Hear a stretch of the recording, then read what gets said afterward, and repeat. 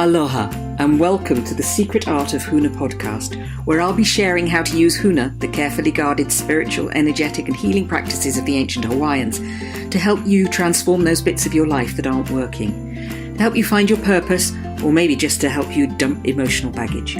I'm Dr. Jane Lewis, and 20 years ago I was burnt out, depressed, unfulfilled, disappointed, directionless and deeply, deeply miserable. Huna enabled me to change all that, and so I now share it with whoever wants to experience a more joyful, fulfilling life. It's been quite a while since I've done a Facebook Live. I think I've done one before in my life. So, morning everybody. And this is me exploring outside my comfort zone. But then, since my purpose is to help other people live more meaningful, purposeful lives, more joyful lives with better connection with spirit or the divine or source, whatever name you want to give to that, then me talking about purpose is definitely me being on purpose. So here we go with the Facebook Live today. Because I've not run a Facebook Live, I'm not quite sure what I should be looking for in terms of people responding and things. So if I don't respond back, please forgive me. It's because I don't actually know what I'm doing at this point. So back in 1997, 98, when I was doing my clinical depression thing, I was very much into, I believed that the only thing I needed to do to get out of clinical depression was to find my purpose. I had that belief for a while. So I set out to find somebody who could help me with this and decided to have a breakthrough session with an NLP teacher called David Shepherd. David was teaching me NLP anyway. So I went for my breakthrough session and we spent about 3 hours together. And at the end of the 3 hours, David asked me, "So what's your purpose?" And it came out just teaching. And then I nearly threw up. Because when I was 16, my dad had taken me to one side and said, "Jane, if you ever want to make any kind of money in life, don't be a teacher and don't be a nurse." Dad was a teacher, Mum was a nurse. And when I was 17, I did a bit of teaching for my dad. He ran the British school in Rio in Brazil. So I was lucky to live there for a year. And I loved it when the kids got the ahas when I was teaching something and something just landed with them. I loved all that. But the bit I struggled with was when needy little 8-year-olds were grabbing my legs and clinging onto my hands, and I couldn't handle that.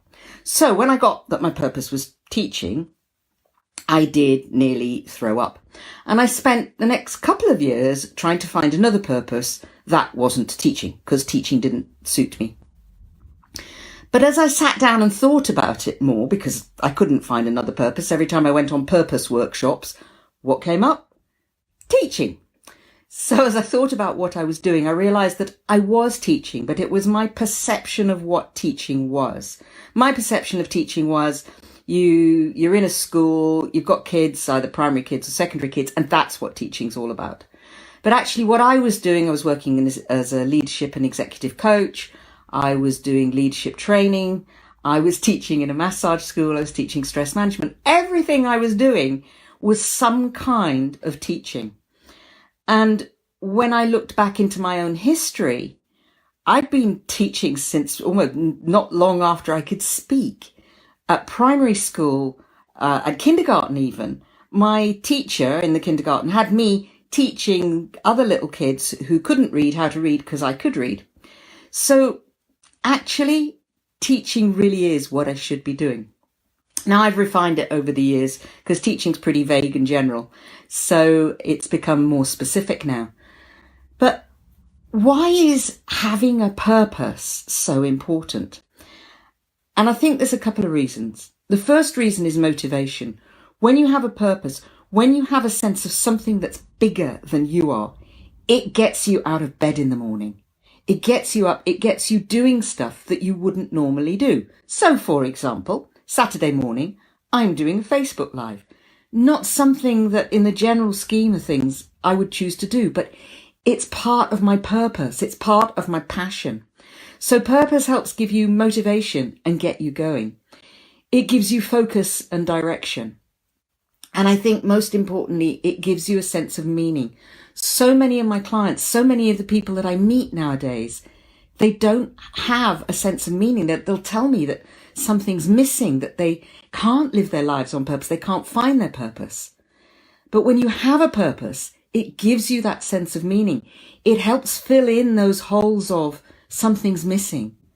I don't know where I'm going with my life. I don't know what to do. Loneliness is a big issue for a lot of people. When you're living on purpose, it really helps solve the loneliness problem. So there are a number of reasons why having a purpose, knowing your purpose, is so important. And for me, actually, it was a big part of getting me out of depression. So, how do you do this then? All very well to talk about it. One of the ways of finding your purpose is simply to reflect on what you're passionate about. What are the big things? What are the things that really matter to you in life? What are the things that make you angry, that make you fired up, that excite you? Are any of them likely to be your purpose? Another thing that you can do is what I had to do, which is go back in time and look at your natural talents when you were a kid. What were you great at when you were a kid? For me, it was teaching. But often we have these talents, these things that they're so natural to us, we don't even realize that we're doing them. We don't even realize that we're good at them. And it's only when somebody else says, wow, you're so good at whatever Bly's, you're so good at going out and talking to people. Apparently, I'm really good at talking to people about nothing. So hopefully that's not what I'm doing here, but apparently I'm really, really good at it. But it's not something I ever thought of myself as being good at. But it's a great talent if you want to work in a hospice on the chaplaincy team, which is what I do. Helps people open up. And actually, it's not a bad talent as a coach for building rapport. So what are those natural, innate talents, those things that come to you so easily that you don't even realize that they are a talent until somebody else points it out? Another thing with finding the purpose, there's something that often stops us. And what stops us is almost like at a very deep, unconscious or even spiritual level, we know that once we really know our purpose and engage with our purpose, we've got to do something about it. And that can be scary because very often it means stepping out of our comfort zone, stepping into an arena where, by the way, hello, Pam, stepping into an arena where it's bigger than us. It's so much more. And that can be really uncomfortable. So what do? We deny the fact that we've identified our purpose. And that's what I did for a couple of years. That wasn't going to be my purpose. I didn't like it. I didn't want it. And I certainly didn't want to have to step out of my comfort zone. I was having enough difficulty living in a comfort zone. So we deny it. We pretend it doesn't exist. Now, the ancient Hawaiians believed that when you come into this life, shortly before you come in, your soul has a conversation with a group of higher advisors, if you like, and decides what your purpose in life is going to be coming into this life. Now, some of you will subscribe to this belief and some of you won't. I do, it works for me. But it doesn't matter actually whether you believe it or whether you don't believe it. Whichever you believe to be true, soul does do this, soul doesn't do this, there is no soul. Whatever you believe to be true, you'll live your life working as if, behaving as if it were true anyway. So it really doesn't matter whether you believe what I'm saying is true. But this idea that somehow coming into this life, there is some kind of notion, some kind of plan. And when we tap into that, life becomes meaningful, it becomes joyful, and it has purpose. It has a sense of what we really should be doing. Another thing that can stop us is our beliefs about ourselves, the beliefs that limit us. So, I'm not good enough. Nobody like me ever could do such and such. Nobody like me could ever go out and teach Hawaiian. I'm white. I'm British. How could I possibly go out and teach the spiritual teachings of the ancient Hawaiians? Well, because I can't not. So our beliefs about ourselves and who we are, the way we convince ourselves, often can stop us finding our purpose.